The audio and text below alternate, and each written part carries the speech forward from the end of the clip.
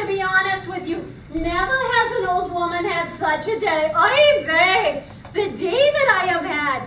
Never have I had such sorrow and such incredible joy all on the same day. Well, let me start from the beginning. So I'm walking down the road to Emmaus with my son Cleopas. Ay, my son Cleopas. Such a boy, that Cleopas. It does a mother's heart good to have a boy such as Cleopas. You know, he's one of those Jesus followers. You know Jesus, the rabbi? Oh, by Cleopas, he sees Jesus in the town in Jerusalem. And when people in Jerusalem are hungry, do you know what Jesus does? He feeds them. Not only does he just feed them, but he feeds baskets and baskets to them. So many that there's leftovers. And who doesn't love leftovers? Am I right? Am I right? Me, Chick-fil-A. And let me tell you, this Jesus I figure out is someone very different. When I stand by Jesus, I can feel the love that comes from him.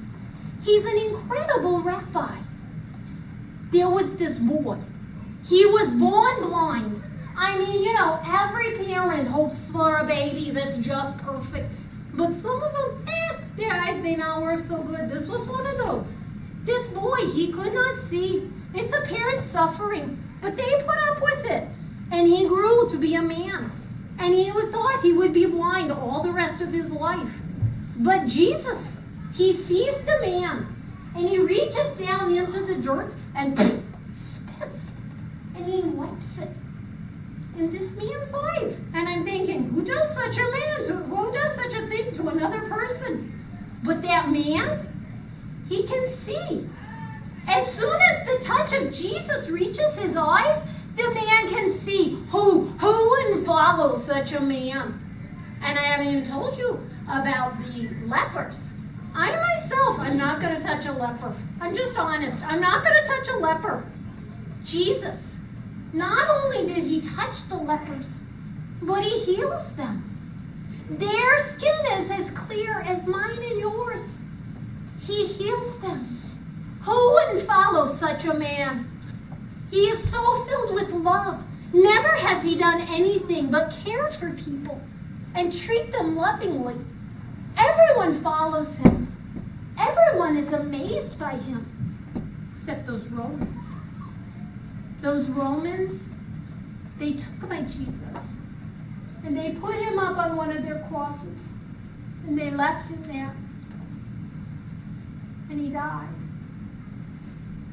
It broke my heart because never did Jesus do anything but love people, and he died. And I was so sad. And his followers came and they took the body down and they put it in a tomb and they rolled a stone in front of it.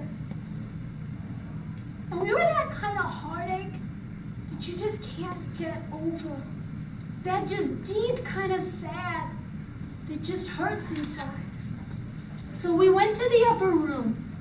That's where a lot of his followers tend to be. Because you know, when you're really, really sad, you just want to be around friends and family. And we wanted to be together.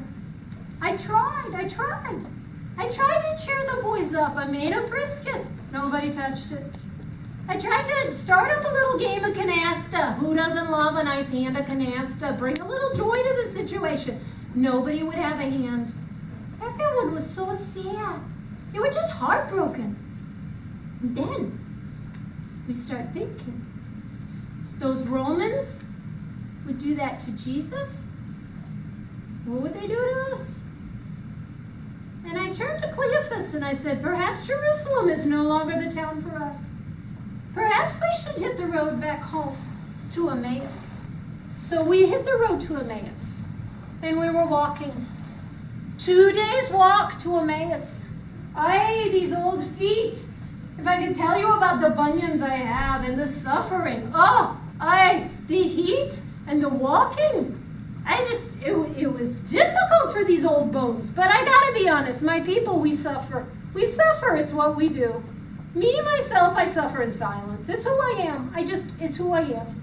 So we're walking down the road to Emmaus. And suddenly there's this man. I've never seen him before in my life. And this man, he's walking with us. So we talked. It's what you do. You walk and you talk. You talk and you walk. It's what you do. And he asks us, he says, why? Why are you so sad? And I'm thinking, how? How can this man come from Jerusalem and not know about our pain? How can this man come from Jerusalem and not know? And I tell him, I say, my Jesus, the rabbi, they killed him. This is when the man starts talking to me. He speaks from our own holy scriptures. He knows our book of law. He says, didn't the prophets say from the beginning that the Messiah would be born, that the Messiah would die, and that the Messiah would be raised from the dead? And you know, when he said this, I saw a little twinkle in his eye. And you I want to talk to some more. You I want to talk to. So I said, you should come with us. You should come and you should eat with us. We'll stop at this inn along the road. We'll eat a little. You're very skinny. You should eat more, you know? So we sit down. That's when it happened. When he blessed the bread and he picked it up and he broke the bread. It was like the scales that had been over my eyes just fell away. And I was talking to Jesus. The man had been Jesus all along. I had been walking and talking with Jesus, and I did not see him. And then poof, poof, he disappears. I have been walking and talking with Jesus. I suddenly see him, and he's gone. He disappeared. So I laughed. It's what you do. When you're walking and talking and you find out it was Jesus all along, what are you going to do? You're going to laugh, you know? And so I laughed. And then I cried. I cried.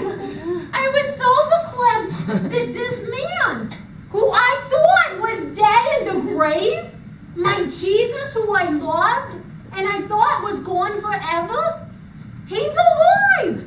He's alive. And he's that Messiah that we've been waiting for 2,000 years. He's the Messiah that has been raised from the dead. And so I am filled with joy. And that cross that those Romans wanted to be a symbol of pain, it's not going to be a symbol of pain for me anymore. That right there, that's going to be a symbol of hope. Because Jesus is alive. And that means that God has power over death.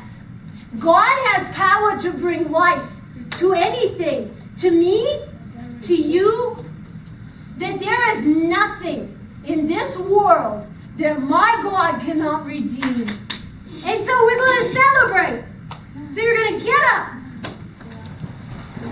And when I celebrate, I got to be honest, I like to eat. You like to eat? Yeah. You're going to